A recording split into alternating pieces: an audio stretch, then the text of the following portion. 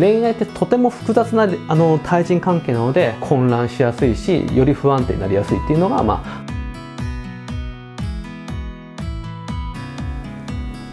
はい、おはようございます。アセアメンタルクリニックの院長増田祐介です。本日は発達障害の女性と恋愛というテーマでお話ししようと思います。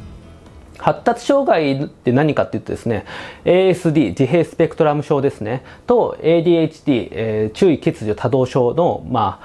主にその2つを指すんですね。あと LD って学習障害もありますけど、主に ASD、ADHD と呼ばれるこの2つの疾患のことを指します。で、ASD と ADHD はですね、合併することが多いですね。片方の病気だけっていうよりは、両方合併していることが多いです。なので、一緒にしてですね、解説しようかなと思います。はい。で、発達障害の女性はですね、恋愛で悩むこと多いですね。とても恋愛で苦しむ方が多いです。で、恋愛で苦しんでいて鬱になったって方でですね、当院来ると、これって恋愛で悩んで鬱になっただけじゃなくて、もしかして背景に発達障害があったんじゃないのってことはたくさんあります。はい。なので、いろんな女性にですね、この動画見てもらいたいなと思います。あと、このね、周りにいる人、男性も含めて周りにいる人は、こういう視点からですね、彼女らの悩みを聞いてあげれると、すごく助かるんじゃないかなと思います。はい。でですね、発達障害の女性の特徴でもあるんですけど、気分が不安定になりやすい人って多いですね。で、それはなぜかというとですね、ASD の人的な特徴、つまり自閉スペクトラム的な特徴がある人っていうのは、やっぱ混乱しやすいんですよね。人間関係の中ですごく混乱しやすいし、今、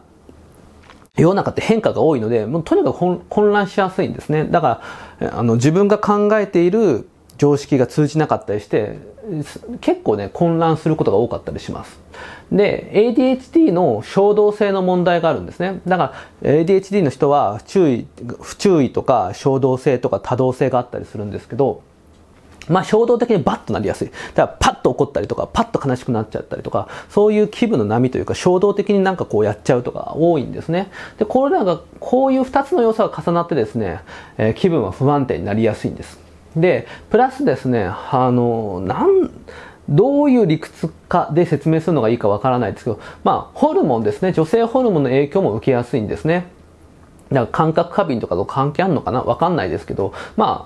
影響を受けやすい人が多いです。だから、生理前に調子が悪くなる月経前気分不快症の合併も高いし、産後うつとかの、になりやすかったりもします。とにかくホルモンの影響を受けやすいんで、やっぱり内側の反応ですごく大きい波がありますね。だから自分、大人げないとか、ちゃんと考えがしっかりしないからとか、考えが甘いからだとか、そういう理屈じゃなくて、単純に中のですね、感情の揺れ動きっていうのがですね、もともと激しいんですね。だから、普通の男性とかはね、波がやっぱ少ないのよね。楽なのよ。楽な波で、ぷかぷかサーフィンしてるって感じですね。で、発達障害の女性の波っていうのはすごく大きくて、これを乗りこなすにはすごい熟練のサーファーみたいじゃないといけないんだけれど、周りの人からはですね、それがわかんない。ただ、泳ぎが下手というか波に飲まれてるだけの人って思われちゃって誤解されてることが多いんですね。だから、生まれつき、波が大きい人と小さい人っていうのはいるんだってことを、あんまり意識しないみたいですね、世間の人は。僕らは分かってるんですけど、そういうことが多いみたいです。で、気分が不安定なので、他人ですね。一人でいると不安定なので、支えるものが必要なんですね。だから他者が必要なんですよ。だから他の人と喋って、他の人と一緒にいることで、自分のね、内側の混乱とかを鎮めたりとか、解決していったりとか、する必要があるんですね。僕だってね、相談しますよ、いろんな人にね、困ったら。だから、気分が不安定だから、なおさら他者が必要なんですけれど、でも、コミュニケーションが下手なので、他者に近づけばまた傷つくんですね。で、傷つくからまた不安定になるっていう、このジレンマがあるのが、発達障害の女性の、対人関係だったりしますね。そして、その対人関係の中で恋愛っていうのは、もっと特殊な関係性ですよね。普通の職場の人間関係だったら役割がはっきりしてるんだけれども、恋愛ってとても複雑な対人関係なので、すごく混乱しやすいし、より不安定になりやすいっていうのが、発達障害の女性の恋愛の特徴かなと思います。はい。で、こっちから行こうかな、先に。大体思いつく限りっていうか、パッと思いついた特徴をですね、このホワイトボードのサイズに合わせてですね、1、2、3、4、5点挙げました。で、まずですね、コミュニケーションがわからないっていうのがありますね。先ほども言った通り。で、恋愛って普通の人間関係とやっぱ違いますね。ある時は恋人同士、恋人というかね、友情とも違いますよね。その性的な興奮を伴った人間関係をするということですね。相手にも性欲があって、こっちにも性欲がある。で、普段の人間関係では求めないことも相手に求めてしまうということもあるような関係性ですよね。で、それは、後々家族になるかもしれない。子供も作るかもしれない。後々、家族として一緒に仕事をするかもしれない。一緒に何かをするかもしれない。とにかくとても複雑な、関係性なんですよ。で、ある瞬間は、とても大人の男女かもしれないけど、家に帰ったら対抗して二人とも甘え切ったようなね、子供同士のような、コミュニケーションになったりするし、その切り替えもなかなかうまくいかないし、とても難しいですね。で、なんていうのかな、その結果ですね、よくわからなくて、その自分の中の恋愛衝動とかとぐちゃぐちゃになっちゃって、もう抑えが効かなくなって、ストーカーみたいになっちゃう人っていうのもいますね。だからやりたくないのに不安になってどんどん電話しちゃうとか、会いに行きたくなっちゃうとかですね。そういう自分から本当はやりたくないのに詰め寄ってしまう。で、私のこと好きって怒るまで言ってしまうとか、そういうことは結構あります。あとですね、普通の人と付き合っていくと相手から見限られたりとかうまくいかないことも多いんですよね。なので、同じようなですね、発達障害のパートナーを選びがちだったりします。で、なんか気が合うな。いや、気が合うんだよね。確かに発達障害者同士だったりすると。気が合うなと思って選ぶんですけど、でも、これが今度はですね、いざ結婚して子供を産むとかになってくると、彼はですね、なかなか発達障害の特性がゆえにですね、子育てにうまく適応できなくて、家の問題が大きくなっちゃって、カサンドラみたいになっちゃうとか、子供の虐待につながっちゃうということも、結構ありますね。はい。あとですね、次ですけれど、悪い人に騙されちゃうってことも結構ありますね。だから発達障害の人ってどの人が優しい人とか、どの人が厳しいことを言うけれども、ちゃんとこの人のことを考えてくれてるのか、逆にですね、優しいことを言ってるようだけど全然その人のことを思ってくれてないとか、このね、見極めがすごい下手なんですよね。だから結果的に悪い人に騙されちゃって、ホストに、そして恋愛も絡んできちゃうから、ホストにね、こうなっちゃうとかね。するっていうのもあるし、宗教とか、マルチ商法とか、いろんな人に騙されちゃうってことは結構あります。あとは、全然恋愛するつもりなかったんだけど、男性がですね、じゃあ、ちょっとね、お酒飲みに行こうよ。飲んだ後にですね、僕ん家に飲み直そうよとか、映画見せたいから見に来ないとか言ってですね、家に行って、で、警戒心なく行くんですよね。友達だし行こうって言ったら、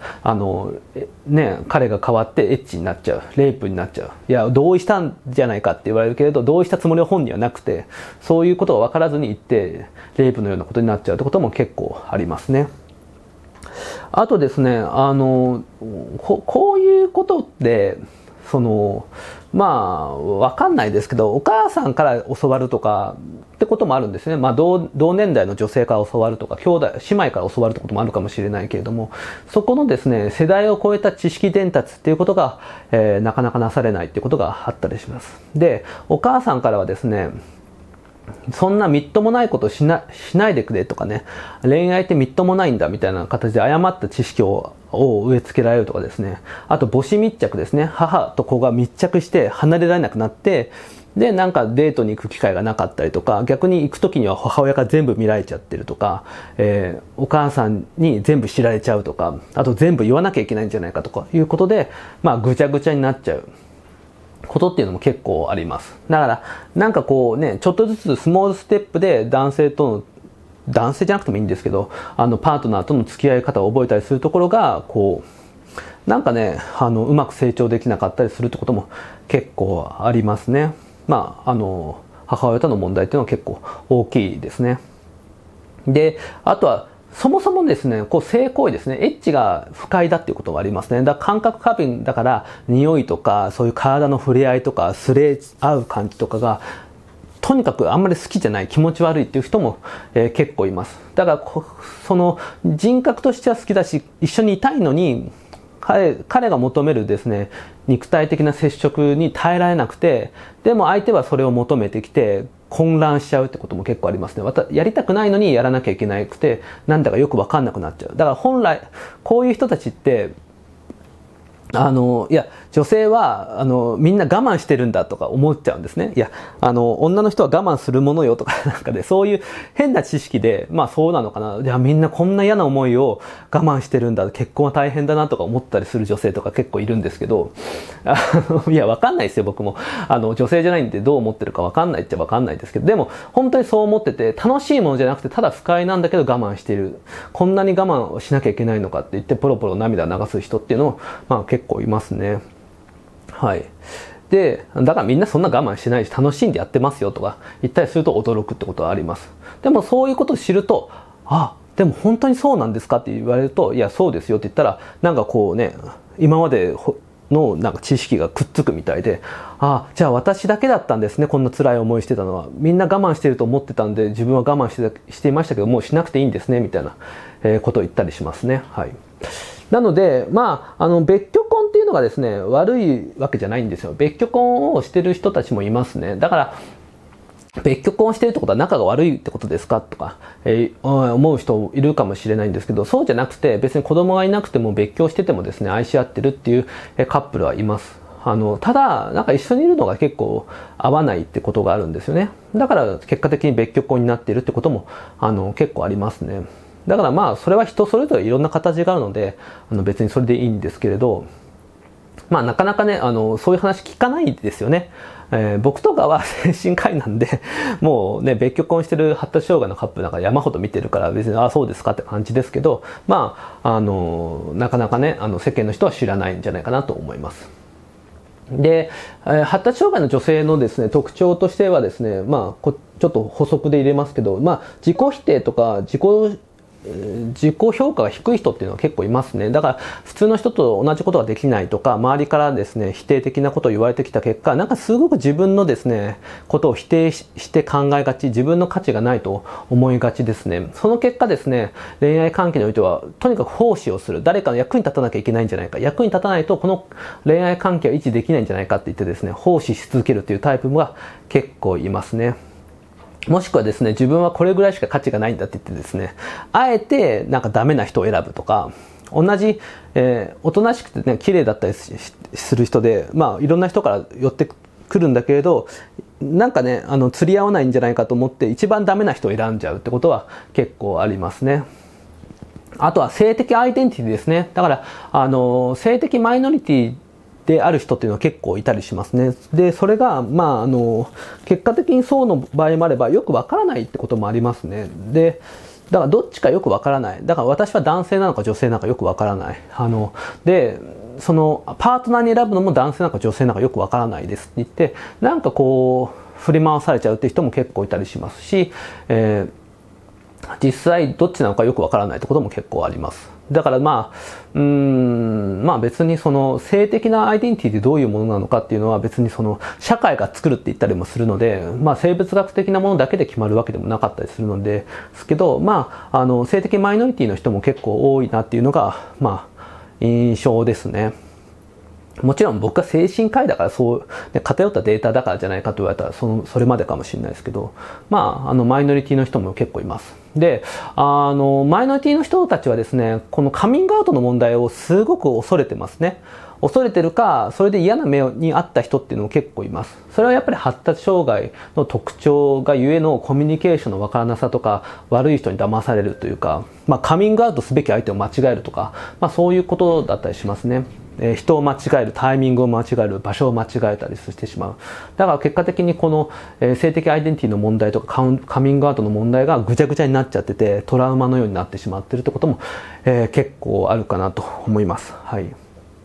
ちょっといろいろありますね。なんか喋ろうと思ったら思い出してくるとなんかいろんなことが思い出してくるんで、ちょっと語りきれないですけれども、発達障害の女性の悩み、恋愛の悩みっていうのは本当にたくさんありますね。多種多様にあります。で、診察室ではなかなかしにくいと思ったりですね、怖くて言えないとかですね、増田先生に軽蔑されるかもとかですね、思うかもしれないですけれど、別にそんなことありません。よく聞きますし、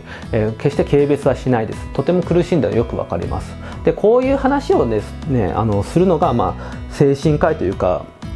の仕事でもありますので、気軽にですね、気にせず喋ってもらえたらなと思います。はい。ということで、今回は発達障害の女性と恋愛というテーマで、動画を撮りました。もしよかったらこの動画参考にしてください。以上でこの動画あります。もしこの動画を見て良いと思ってくれた方は、グッドボタンをチャンネル登録、あとシェアの方よろしくお願いします。ではまた。